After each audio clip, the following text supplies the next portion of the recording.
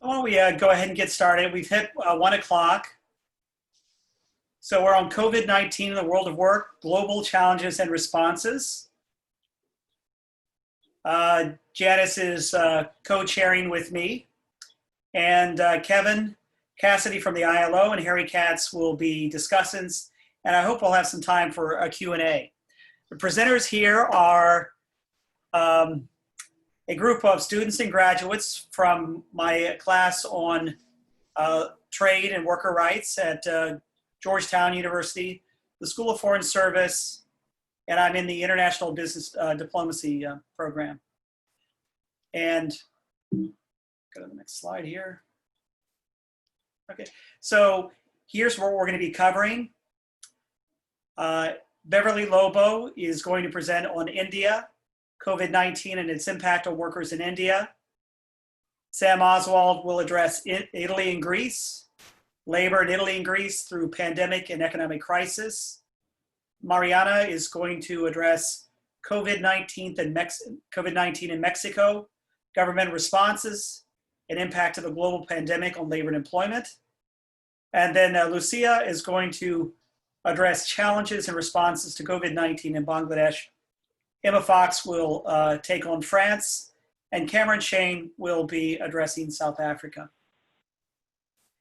For a moment, we had a class of 15 that covered global supply chains, Cameroon and West Africa, South Africa, Brazil, Mexico, the US, Bangladesh, China, India, and Korea, France, Italy, Greece, Spain, and Germany compared to the US, Israel, and Australia.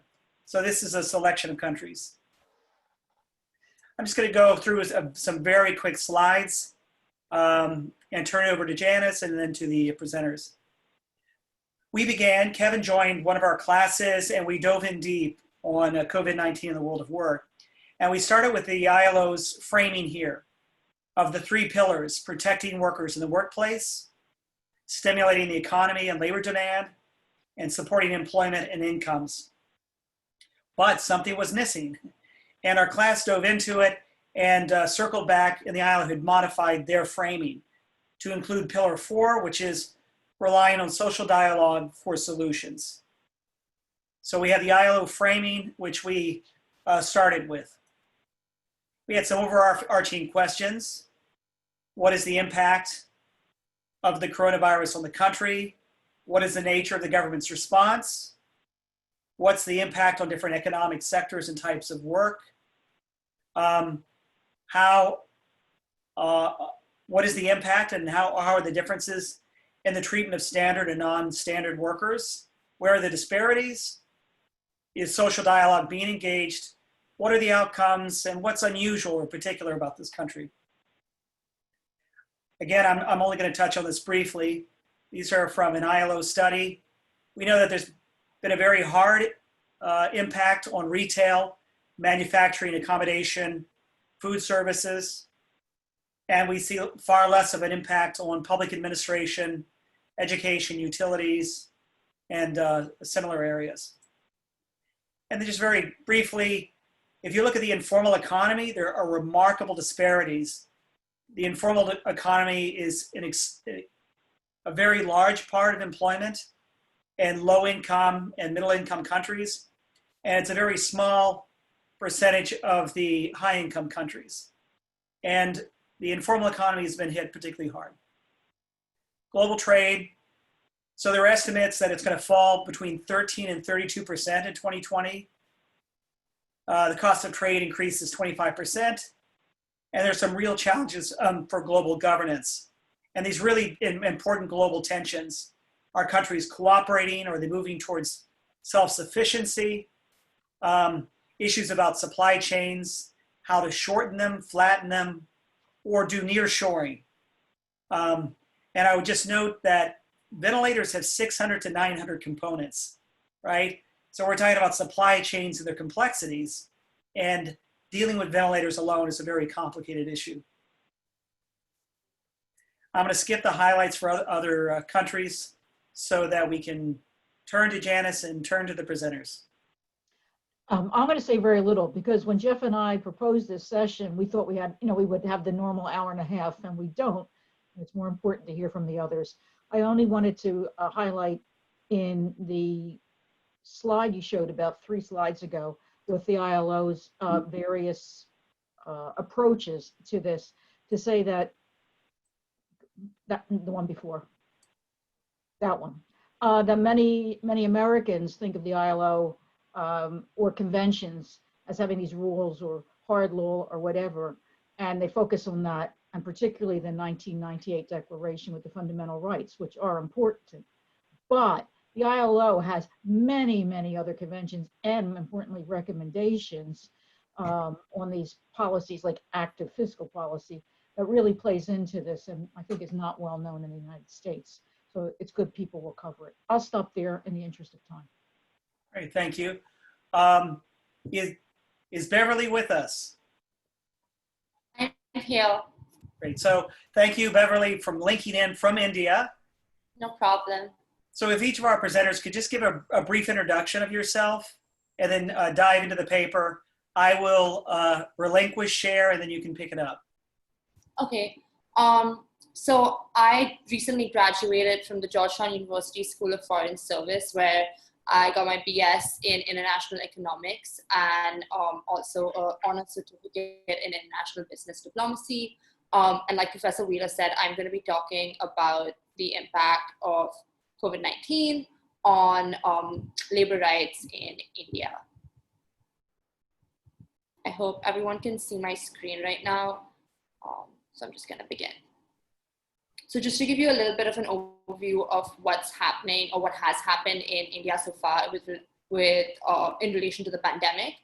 So India, compared to other countries, especially compared to the US, Italy, and UK, was really quick to react to the pandemic and implemented a nationwide shutdown of 1.3 billion people when there were just 536 cases in the country. And so essentially it started off with a ban on flights from abroad for both citizens and non-citizens, which is really unique because a lot of other countries decided to allow at least their own citizens to return to the country, but India decided that they would allow no one to enter the country, and that's still the case, except in like exceptional situations. And then on 25th of March, they implemented a nationwide lockdown with everyone having to stay home and not leave the house unless it was a medical emergency. So no leisure activities or anything outside of the house.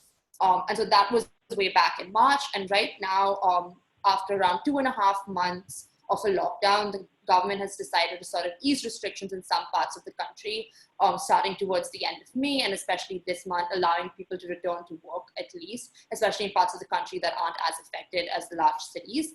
However, the number of cases and deaths still continues to rise. And part of that is because India never really had a first wave of the pandemic. The levels were really low, but now as everyone returns to work, the levels are sort of rising. As you can see, today itself, the change in number of confirmed cases over the past 7 days, if you look at that graph on the right, is second highest in India. There's a 37% increase in the number of cases from last week, which is really high compared to a lot of other countries like the United States that have sort of kind of come down from their peak at this point. And so right now there have been 9,000 deaths in the country. So moving on to what this means for workers in India, like Professor Wheeler said, there's especially large impact on informal workers. And in India, 90% of the workforce is actually informal workers. And so I just want to talk to some more interesting groups of labor and try to think about how this pandemic has impacted both their livelihoods, but also their health and safety. So the first group is definitely migrant workers. Out of the 1.3 billion people in India, 100 million are actually migrant workers who move from city to city and project to project, usually working in industries like construction or manufacturing. And so what the pandemic and the nationwide shutdown has meant for those people is immediate job loss and income loss, because they usually get wages on a daily basis, and the shutdown of the projects they work on has essentially meant an end to their income. They usually live in sort of dormitories or labor camps close to where their place of work is, or they live in slums in large cities like Mumbai and Bangalore. And so what's really happened is there's no ability for them to social distance. And so the loss of their jobs combined with their sort of inability to social distance has led to a lot of workers fleeing, like a mass exodus of workers from cities, large cities in India, to their rural towns and villages. And so you can see the picture on the right. It's essentially workers trying to clamber onto a bus to get back to their villages. The next group that I want to talk about is really a group that people don't usually think about, but it's Indian migrant workers abroad. So a lot of Indian workers actually migrate to countries like the UAE and Singapore, where they're engaged in low to medium skill work.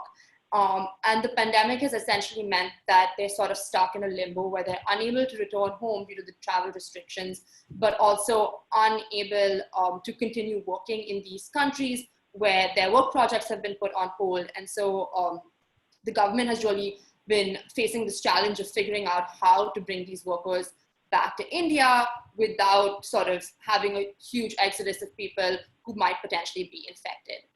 The other group that's important to talk about is obviously rural labor. Agriculture makes up a large portion of India's GDP.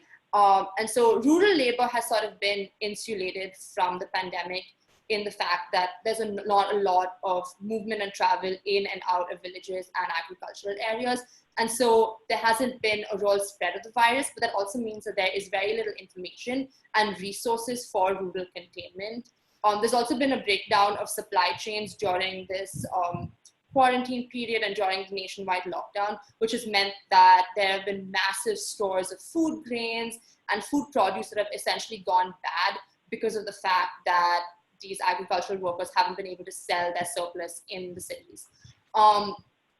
NREGA is essentially the National Rural Employment Guarantee Scheme, and that's a scheme by the government that provides guaranteed work to people below a certain income in rural areas. And that really is a large portion of how poor, extremely low income people in rural areas survive. And the government decided not to shut down the scheme, which is a really big concern for these workers who are constantly in close proximity with each other, and which could cause a massive spread of the virus. And then the last group is healthcare workers. In every country across the world, we've seen how healthcare workers are sort of on the front line of this pandemic. But in India, they sort of face a double challenge in that there's a lack of PPE, which is a challenge that's been faced across the globe, but they're also being faced with stigmatization and violence. A lot of them are being forcefully evicted from their places, from where they live. A lot of them are not being allowed back into their apartments and are having to actually live in hotels because the people who live in their apartment complexes do not want to risk sort of getting the virus and believe that them entering the building might put everyone else at risk. So just talking about social dialogue, India has historically had a really strong tripartite social dialogue system. It's very much ingrained in the constitution of the country, and the state really acts as the mediator between capital and labor. And historically, there's also been a close relationship between the state and political party-based unions, and this obviously comes with its challenges in terms of representation and certain unions being favored over others, especially when regime changes occur. But at the same time, it's really worked well for the country up until now. However, both businesses and workers have been really upset by the government's lack of consultation with them before they actually implemented this lockdown. And so very few people, apart from the Prime Minister and the cabinet of ministers, knew about this lockdown going into place, and the confusion that it's caused for businesses and for workers has really caused all of these unions and all of these businesses to sort of write letters to the government and really advocate for the government to apologize for their decision, but also to sort of mitigate the disaster that's been caused by their decision. And so they, in fact, the central trade unions, which are essentially a group of large unions that deal with the central government, launched a complaint with the ILO. And as of June 11th, the ILO actually has sent out forms to all the unions in the country, asking them to illustrate and to really explain what happened during the lockdown and how they've been impacted and what the government has done either to make the lockdown was for them or to make it better, and to really conduct an investigation under Convention 144 to see what the government has done, whether it has really stuck to this promise of being a tripartite system. So Beverly, if I could, we're really tight on time, and I'm sorry. So I set up a timer for everybody just for like six minutes. But if you just have a last point or two, that'd be great. Yeah, sure. So I think the most important thing to talk about is sort of how the government's going to really support employment and income. And so the government has released this $27 billion COVID-19 relief package, which will provide cash transfers, salary increases, and food aid to vulnerable groups of people. And that's around 10% of the country's annual GDP, which is similar to the relief packages that have been implemented across Europe and North America. There's also been a resumption of this employment guarantee scheme and an expansion to cover more income groups to ensure that people who lose their jobs and migrant workers who are returning from large cities to rural areas have an option to continue staying employed and to continue generating income. And then, so just going to the conclusion, I think the government's going to spend considerable time trying to rectify the impact of the shutdown. And rather than, being able to return these people to their villages and to their homes, they're going to have to sort of work backwards. They're also going to have to sort of figure out in the future how to contain the spread of the virus and ramp up testing in villages and small towns, especially as these workers return from large cities to rural areas. There's also going to be the need to sort of increase the relief package. So even though the relief package is 10% of the country's GDP, it really is a very small amount when you consider how large a group of workers in the country is very vulnerable and has been impacted by the pandemic.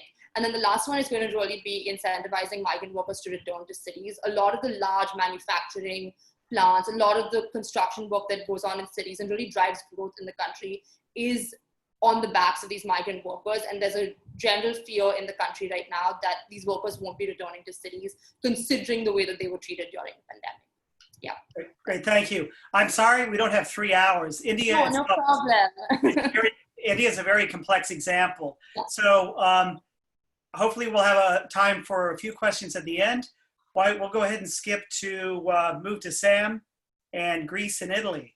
And I'm going to pull up his PowerPoint and he can talk us through it. Yeah, sure thing. While you're pulling up my presentation, first of all, thank you, Professor. And also I'll just introduce myself. Hi, I'm Sam. I recently graduated from Georgetown, the School of Foreign Service, Global Business.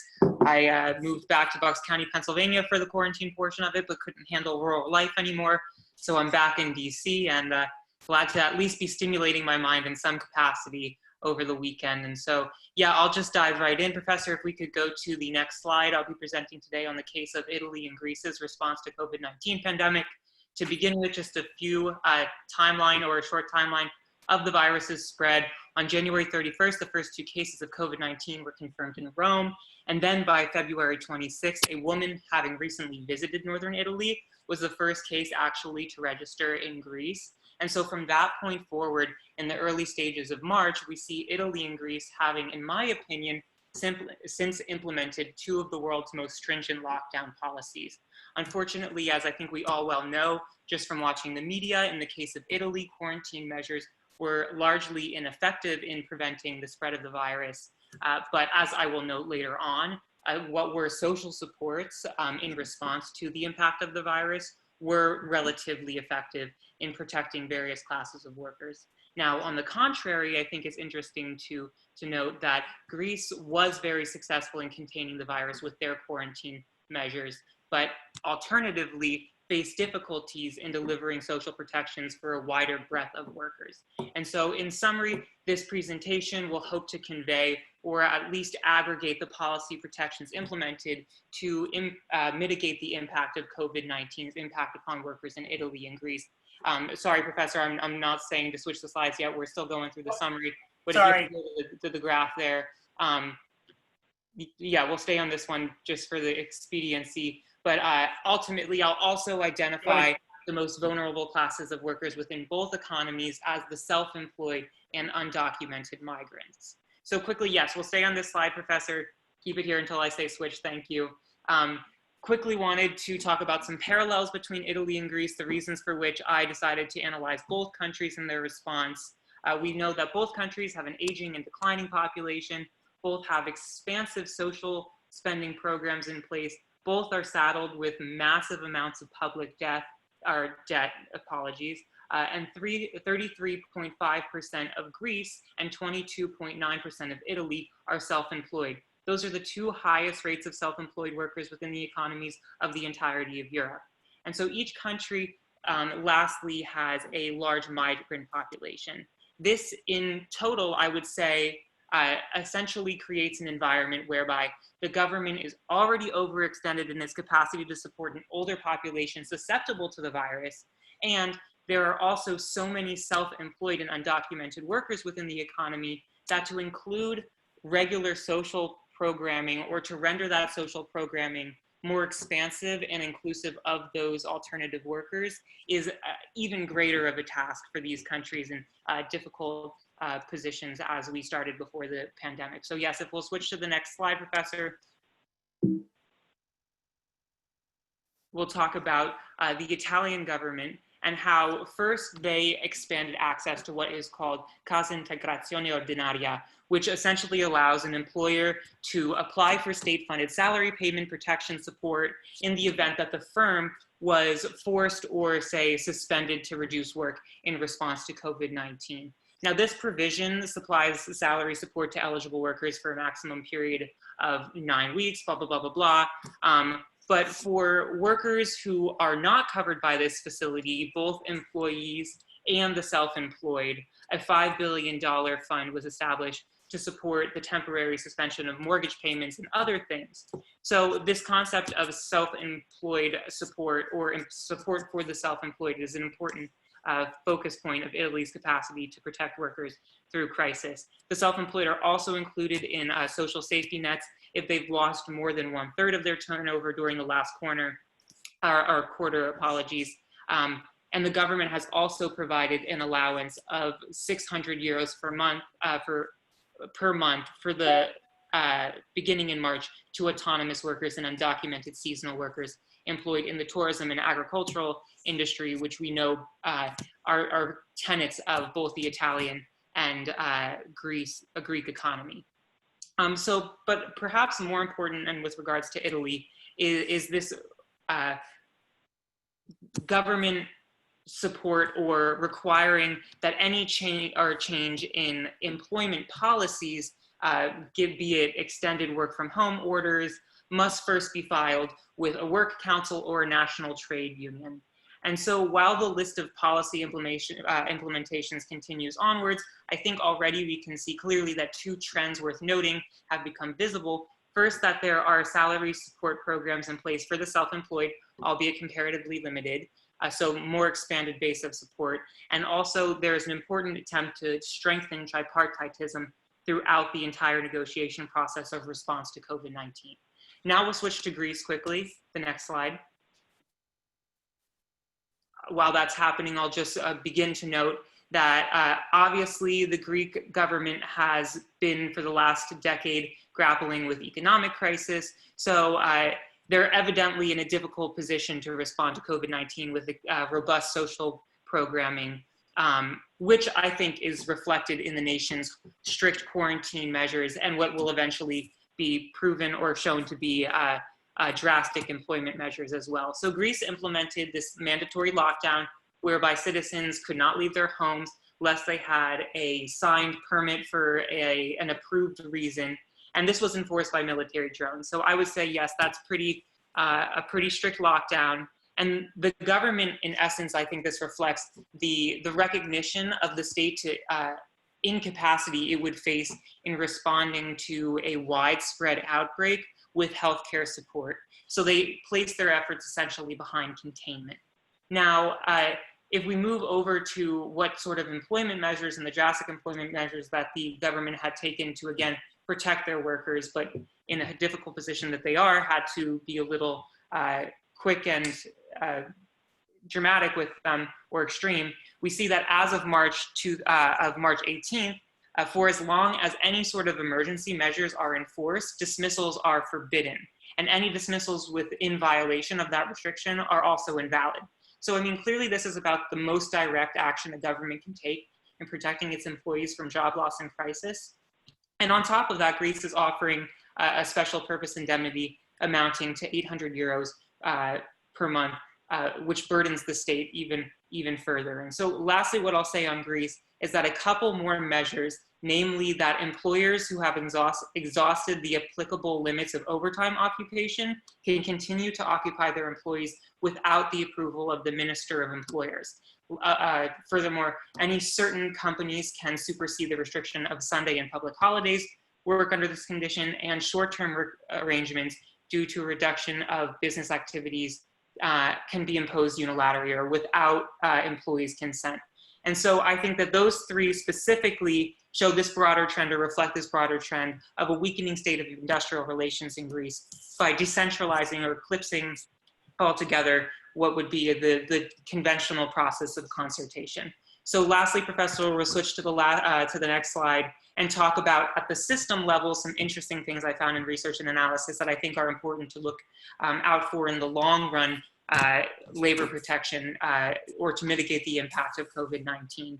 So again, my research and analysis, I concluded that COVID-19 has exposed certain structural weaknesses in the industrial relations of each country, both Italy and Greece. So Italy, over the past 2 decades of relative socio-political, oh, sorry, is that oh, whatever. I'll continue. I wouldn't say necessarily instability, but undulations have undermined state capacity to provide a consistent regulatory environment by which to institutionalize a practical practice of collective autonomy, which will be essentially necessary for this long-term collaborative mitigation of COVID-19's impact upon labor. Now, Greece, on the flip side, again, as I mentioned before, obviously struggled with the government debt crisis for the past decade, which in part before COVID-19 led to detrimental reforms of labor law to the ultimate effect of undermining collective bargaining as well. So I would say in conclusion or in summary, the Italian lockdown was largely ineffective in containing the virus, but we're still on the same slide, Professor, no worries. The containing the virus, but workers' protections of standard employees and the self-employed were robust in provision in supporting tripartitism. However, in Greece, lockdown measures were successful in containing the virus, but protections for workers or protections of that concertation were already weakened. And so with that, I'll leave it to a long-term impact. I think both in Italy and Greece, there's reason to be paying attention to how can we strengthen industrial relations in responding to COVID-19. Great, thank you very much. Sorry, that was a mouthful for sure. It's a very interesting comparison between Italy and Greece. Now we're going to go on to Mariana and Mexico, and I'll pull up her presentation.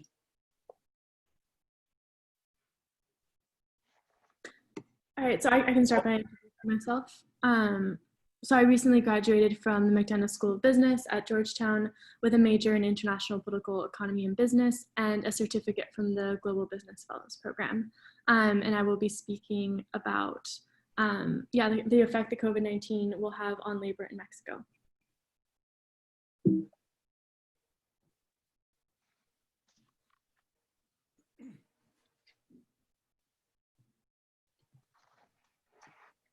Having so many apps open means it's a little slower for me to open up presentations. Okay, can you see it now?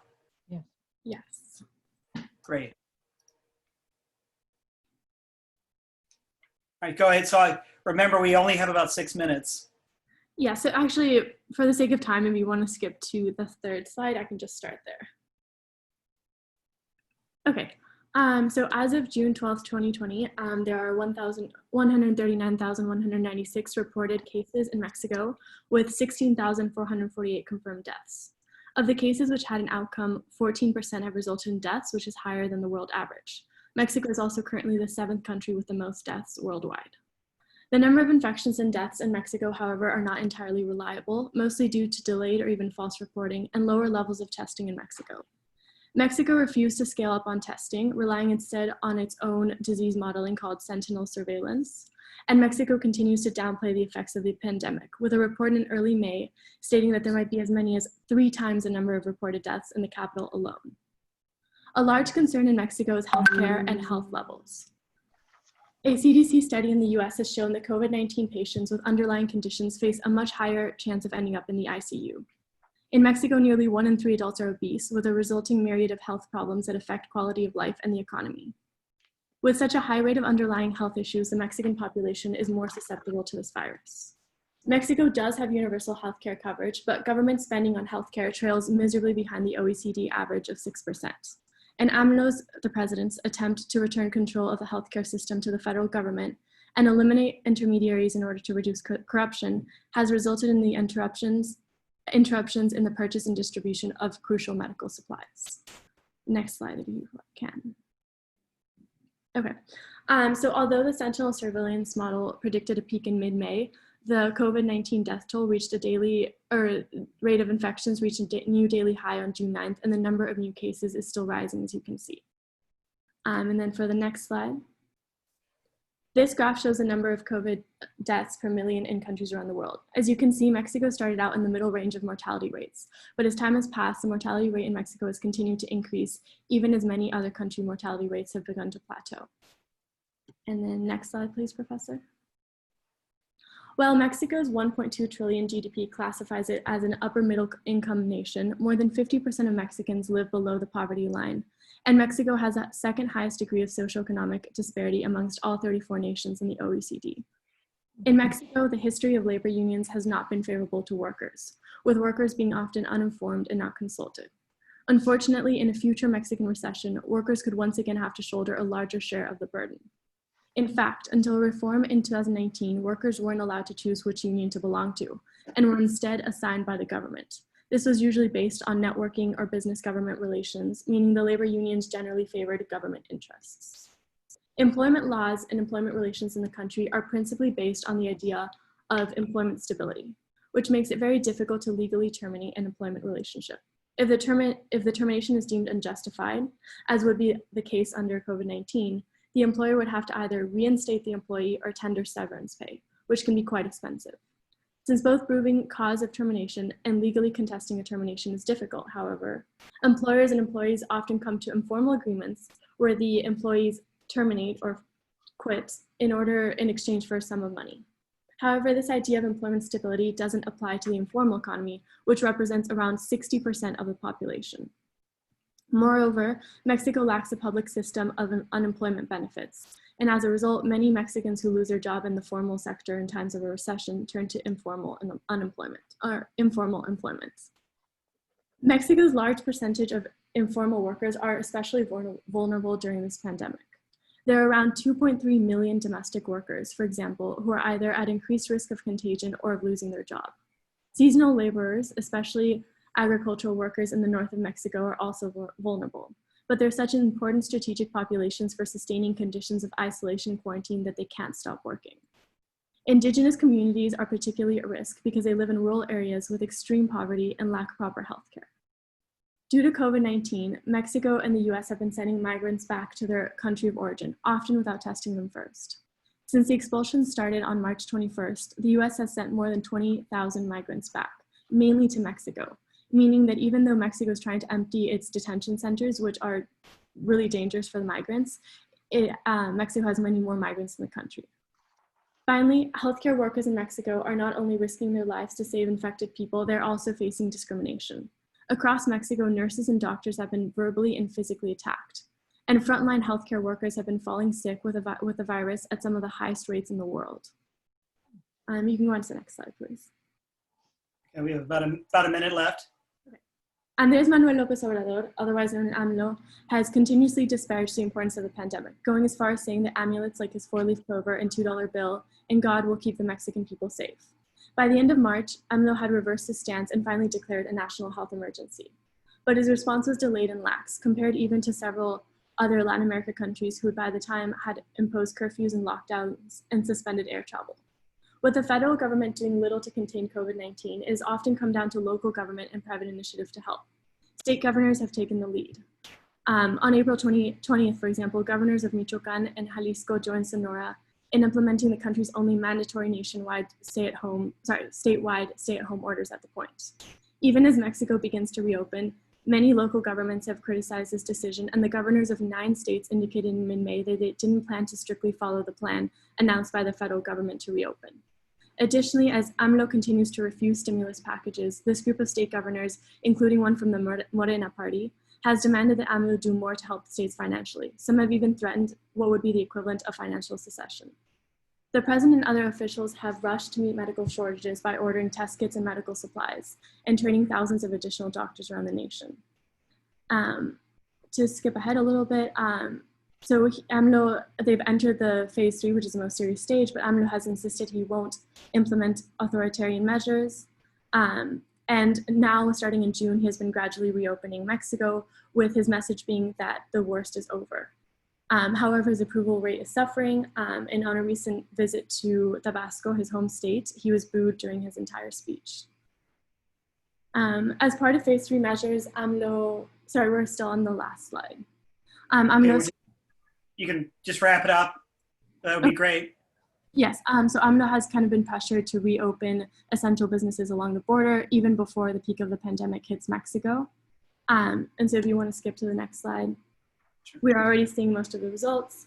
There are a lack of hospital beds, with hospitals being overcrowded. Domestic abuse is predicted to increase, and the number of women murdered in the first 3 months of this year is an 8% increase from last year. And there's also been an increase in criminal groups using COVID-19 as an opportunity to gain more power. Economically, it is expected around 42,000 businesses will close, 18 million jobs are at risk, and Mexican remittances are expected to decrease by 17% in 2020. Tourism is also expected to take a heavy hit, and Mexico would lose anywhere between $7.2 billion and nearly $10 billion. Finally, exports have dropped merchandising exports have dropped almost 4% in March, and Mexico recorded its largest trade deficit on record in April. So basically, in conclusion, it just seems like AMLO is opening the country up too quickly, and Mexico hasn't reached its peak, and we expect to see worse results in the coming months. Great, thank you. You know, I hope we could have more discussions. There's so much to unpack. And it's interesting to compare Mexico and Brazil. You have a leftist government in Brazil that's in denial, and the rates are shooting up. And in Brazil, you have a right-wing government that's also in denial, and the numbers are skyrocketing there. Brazil is now number 2 in the world in terms of infections. Great, thank you. So we're turning to Lucia and Bangladesh, a perfect storm of problems. Hi everybody, I'm Lucia. I was actually a George Mason student. I also recently graduated. I took this course through the consortium, and yeah, I majored in global affairs with a concentration in global inequalities and responses. And I will be talking today about Bangladesh. Share my screen. Okay. And well, starting from the beginning would be good. Okay. So Bangladesh is kind of, like Professor Wheeler said, a perfect storm.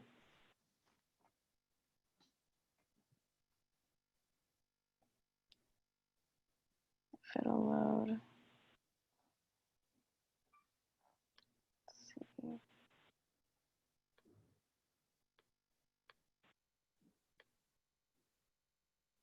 I put a chart in, so it might be having some trouble with the chart, but I can explain it outside of it. So basically, cases started appearing at the beginning of March, and as of now, or as of recently, there are upwards of 80,000, and there have been a little bit over 1,000 deaths so far.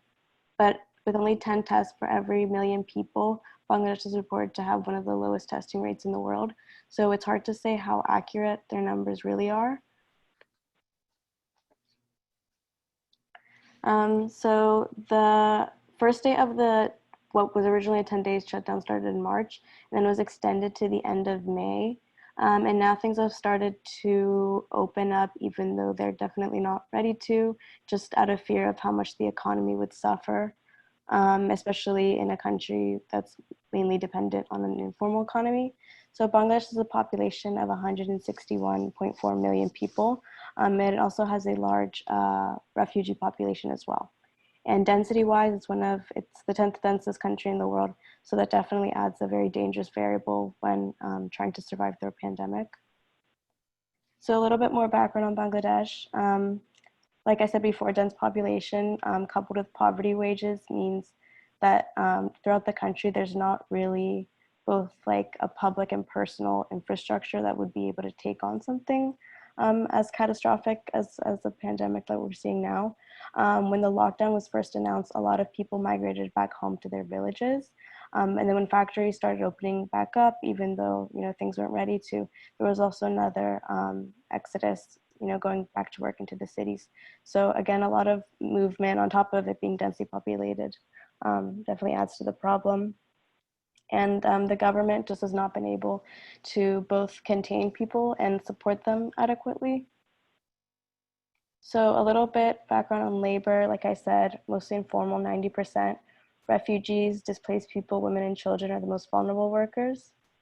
In terms of social dialogues, kind of like in the past, they've been mostly dominated by powers that favor the government and employers, which is not unique to Bangladesh, but it's definitely, it especially targets workers in the sense that there's not that channel for them to voice their concerns. And that definitely exemplified itself most recently with work organizations saying, hey, we can't open factories, definitely can't open factories if we're not able to give people protective gear, we're not able to practice social distancing properly. But nevertheless, it was pushed for. Because there's a pluralistic healthcare system, it means that coverage varies drastically and a lot of people are left out of that coverage. And Social Security is also very minimal, so there's more focus on social programs like feeding groups. So the projected GDP growth for this year is expected to hit an 11-year low of 5.2% because of COVID-19, and in 2008 it was 7.9. Millions of jobs are at risk, with thousands of workers already being dismissed without their due pay. And there are a lot of complications because of so many canceled orders and then postponed orders that may or may not be canceled. The textile and apparel industry make up 91% of Bangladesh's export, so their economy is really riding on the success of these industries. And there's also the fact that 10 million Bangladeshi citizens work abroad and send about 16.4 billion back home. So that's also a huge portion of the economy that will be missed out on.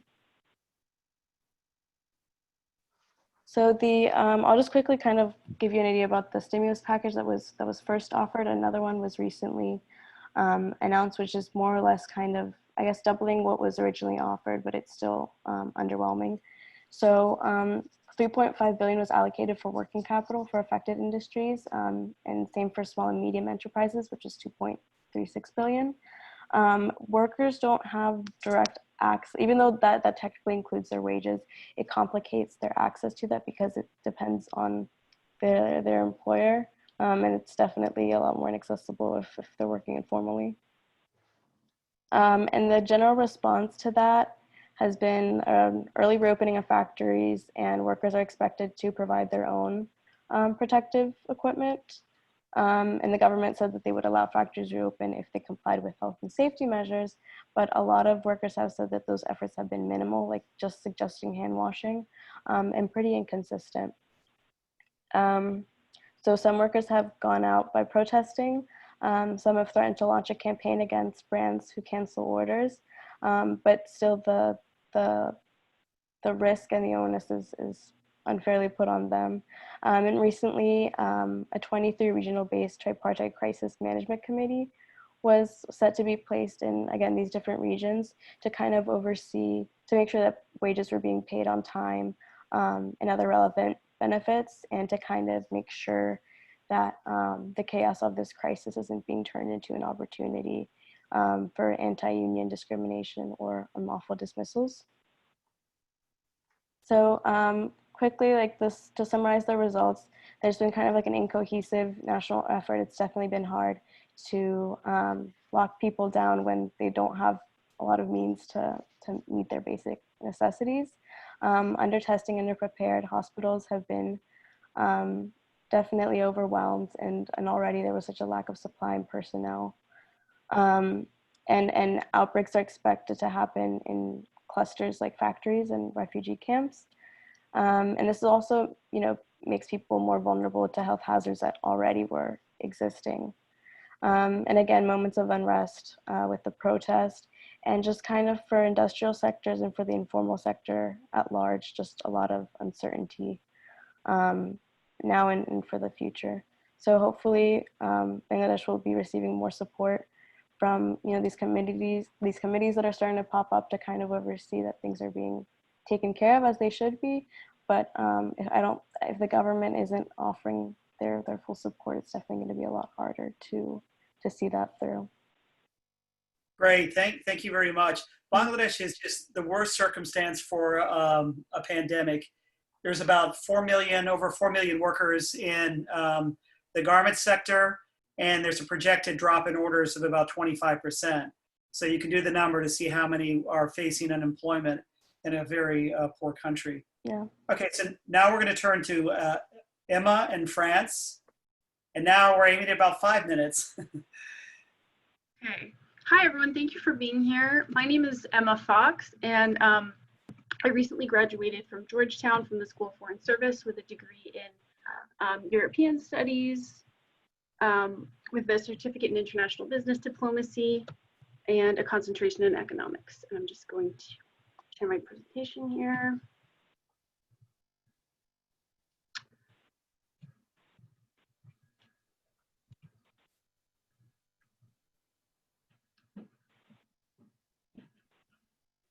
Okay, can everyone see that? Yeah? Okay, so I'm presenting on the impacts of COVID-19 on French labor. So generally speaking, as of yesterday, there have been 156,000 cases, 72,000 have recovered, and 29,000 have died. The lockdown restrictions were similar to those in the US. All non-essential functions were closed down and only essential outings were allowed. And in fact, you had to sign a form, essentially signing on your honor that your outing was essential. They had a campaign on social media, which was Restez chez vous, which means stay home. The lockdowns began to ease as early as May 11th, and at this point, schools have begun opening up. Restaurants can have outdoor seating, and they reportedly, the cases have not gone up. They're the lowest that they've been since early March at this point. In terms of labor, France has quite a strong social safety net system. So 10 million have been laid off, which is half of the private sector, but the government is providing them with 84% of their salaries. And this system is called chômage partiel, which means partial unemployment. Non-standard workers can access very similar benefits to standard workers. There's not much of a difference there. The aid package is considered unprecedented. It's 120 billion US dollars. There's also a $40 billion euro fund for loans to businesses. The self-employed can apply for up to 10,000 euros in aid, which can be renewed monthly as needed.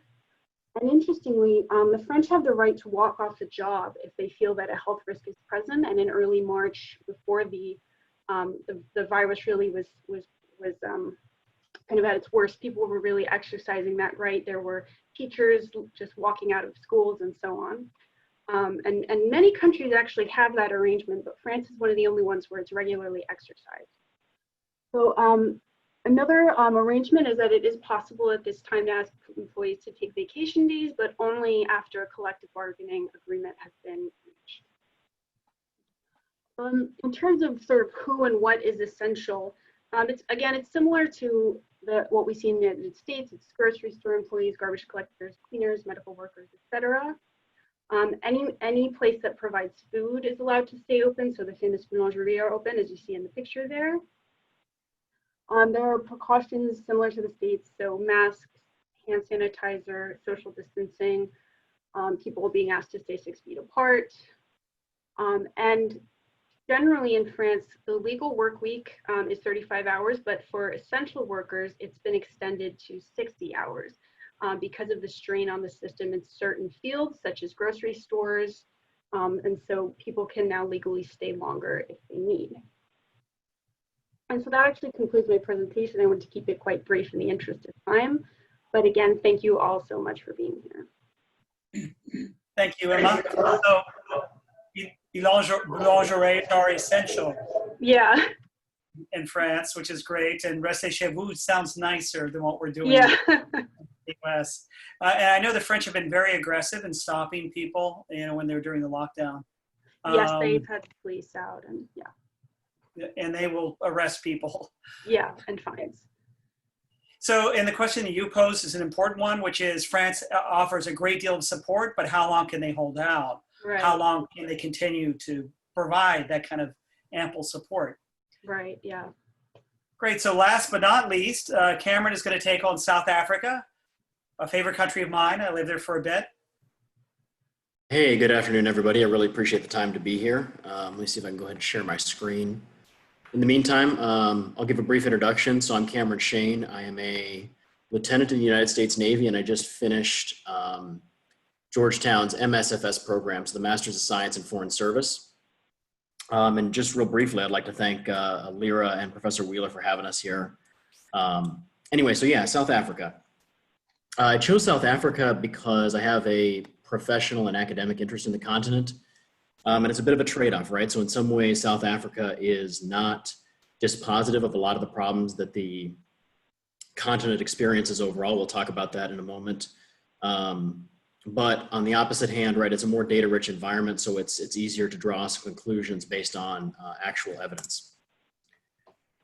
So as I noted, right, South Africa in terms of institutional capacity surpasses many of its peers. They implemented a relatively swift response. The health minister declared the first case of COVID-19 on the 5th of March, and President Ramaphosa declared a state of emergency on March 15th.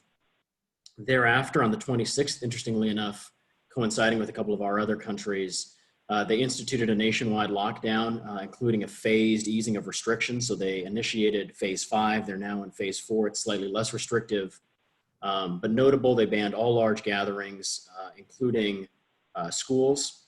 They deployed troops to enforce the lockdown. And then critics noted several of the measures as being draconian. They banned walking and jogging. They also banned alcohol and tobacco sales. So initially, like I said, there were some hopes. So South Africa is not inexperienced in countering nationwide epidemics. They've had the experience of working against HIV and tuberculosis. Their government officials in the medical sector have invaluable experience. I also noted that South Africa has the 7th highest GDP per capita on the continent. That's actually a bit of a low in the sense that it has the 5th highest population, and of the countries with higher GDPs per capita, only Algeria has more than 2 million citizens. Likewise, South Africa has relatively fewer of its citizens employed in the informal sector, and several of our other presenters have noted how dangerous that can be for unprotected workers, compared with 50% in Tanzania and 60% in Nigeria. So from a public health, let me move this so I can see. From public health sector, COVID-19 is far more transmissible, so it provides different challenges for the government. South Africa is currently the epicenter. It has over 62,000 cases, 25,000 of which are active, and 1,300 deaths, mostly in the Western Cape, actually, over 60% from the Western Cape. That being said, the data is limited by testing capacity, and I should say, I note this in the context of South Africa, but in the context of Africa overall. Is South Africa actually the epicenter? They've been able to implement over 1 million tests so far, or some of your more populated countries, such as Nigeria, who have a lower testing capacity, actually sleeper cells, so to speak. And then, of course, as with anywhere, the lockdown compliance is increasingly difficult, particularly in poor and rural regions where restrictions are impractical and social distancing is impractical. Many townships, they call them, are overcrowded, limiting the feasibility of social distancing. And then local hospitals and clinics also suffer from limited capacity. And then finally, on labor issues, so COSATU, the Congress of South African Trade Unions, has experience campaigning for workers' health rights before. They've undertaken several lines of effort, including directly distributing food parcels, providing additional unemployment insurance for employers who are unable to pay their full salaries of the workers. And they've also done public information campaigns, disseminating information about helping workers apply for aid. And then they have lobbied for independent standards for workplace safety to include employers providing disinfectant, providing hand towels, gloves, and masks, 1 meter distancing between workers, and increasing circulation and airflow in workspaces. The second labor concern that I wanted to draw attention to is that South Africa has a history of xenophobic and anti-migrant violence. As recently as 2018, there were anti-migrant riots that did turn violent. Thousands of migrants have returned to Zimbabwe and Mozambique, which provides another vector for those countries which are honestly less able to counter the COVID spread. And then finally, the Human Rights Watch has called on South Africa to end bias in distributions and food aid to migrants. The picture you see there is a line for food parcel distribution that lasted over 4 miles long. And then I just want to make a note too that thousands of LGBT people have come to South Africa to escape persecution, and so those pressures to return them back to their home country has a real threat as well to those individuals. So I'll go ahead and stop there and then see if we have any time for questions. Thanks. Great, thank you. Yes, and pointing out the issue of migrants from neighboring countries where there are some real abuses and problems. I would note that President Ramaphosa was the president of the Mine Workers Union, which was a radical leftist, communist-dominated union. And then he went to be CEO of a couple other mining companies and now president. So great, we'll turn it over. We have 2 discussants. We have Kevin Cassidy from the ILO, and we have Professor Katz from Cornell. Would one of you like to dive in the remaining minutes that we have? I'll let Kevin go first. Thank you very much. Listen, I think first and foremost, congratulations on your graduation. You've not had that experience of having everyone there to celebrate it with you. So I just wanted to thank you very much for bearing with this. You're going to remember this forever, but I think you'll be okay in the future. You've done a great job in presenting. You know, as I'm listening to this, I was kind of going back and looking at the ILO. We do have a section of our website that looks at all the policies of all the governments and what they've been doing and how they've been looking either monetary or fiscal policies or looking at dialogue and the like. I'm wondering if anybody has done any analysis or is looking at the analysis of high informalities and does that have higher death rates of COVID? Looking at the population densities, I mean, certainly that adds to the factors. I mean, there are countries like Vietnam that has had COVID infections, but have had no deaths, and looking at those elements as well too. And then to Mariana in particular, because we're working quite a lot with the US government and the Mexican government and Canada on the upcoming trade agreement, looking at the unions themselves. And of course, there's a big push to open up to a lot of independent unions and the like. Do you feel that that political push and pull on the union side may compromise the safety of the workers as the restrictions are relaxed moving forward? So I'll stop there. Great, thank you. One thing I'll note too is, hey, we have a whole bunch of papers. If any of you have some ideas of publishing it or a format to have the papers go online, you know, follow up with me and we'll see what we can do. We've got some very interesting new research and papers and these pivotal topics. So there may be room for putting them out there more. Great, so Harry, any thoughts, comments, insightful questions? Well, I'll try and squeeze a few remarks in 60 seconds. One is I do want to compliment the presenters. They're very interesting presentations. I'm sure the papers are even more thorough, but you covered a lot, even in the limited time you had. I learned a lot. I only have a few quick observations. One is, and Kevin mentioned this point, is the importance of the informal sector in a number of these economies, also the importance of agriculture and the importance of migration, both the migrants themselves, as was mentioned with regard to South Africa and how they're treated, but also the importance of out-migration, remittances in a number of the countries. Those are really an important income source, and tracing the effects of the pandemic and the eventual consequences of changes in migration and mobility that will follow from this pandemic are really important. The only other thing I'll say is that what really seems to matter a lot, and it was mentioned in a number of the slides and presentations, is the social safety net that already existed prior to the pandemic. And to really understand labor's influence, you have to go back and understand historically the role labor has played in each respective country in influencing the social safety net.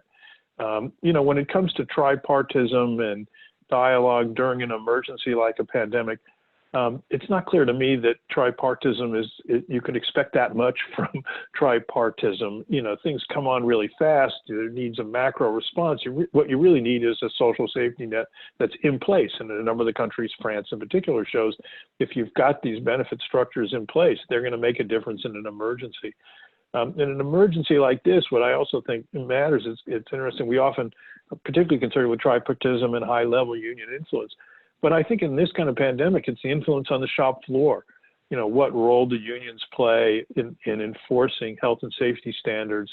And eventually, as things start opening up, that's certainly happening in the United States. There's lots of variation in the influence. Nursing unions, warehouse unions, airline unions, unions in the various places that are opening now, restaurants and all. And what role will they play? And how can they add to the pressure on employers and the government to do the right thing for the workers that have to go back in when there's so much uncertainty and still some lack of safety at the workplace? So again, social safety nets matter. And in a pandemic like this, I also would draw attention to the influence that workers or other forms of collective action exert down at the workplace level. I'll stop at that. Great, thank you very much. Those are very helpful, concise comments. It reminds me a bit of Anil Verma's work on corporate social responsibility, and that is, are we just responding to crises when all hell breaks loose? Or are we sort of mitigating, planning, preparing in advance? Well, what Harry is saying about having social protection established in place rather than scrambling after a pandemic hits. Can I add one comment at the end? Sure, Yeah, shoot. The very first comment I would make is that in listening to these presentations, most of them have about formal versus informal, economy. But when we're trying to map this to the United States, that's for the most part less important. What was very interesting is France, Italy, and Greece, where the social safety net that does exist doesn't make really a distinction between employees and employees in the, the subcontractors and regular employees and gig economy, et cetera. If you work, you're covered, which matches ILO standards that cover all workers. So I think that's another lesson for the United States, that we slice up formal economy workers in ways that exclude a lot of people from the social safety net coverage they need. Great, thank you. And I know that some of the presenters have posted their papers. Probably most haven't yet, but if you're interested in learning more or getting a copy of the paper, let me know and I'll put you in contact with them. So thank you all for joining. And I'm guessing that Bernadette or Emily are just hovering to make sure we move on so the next panel can start.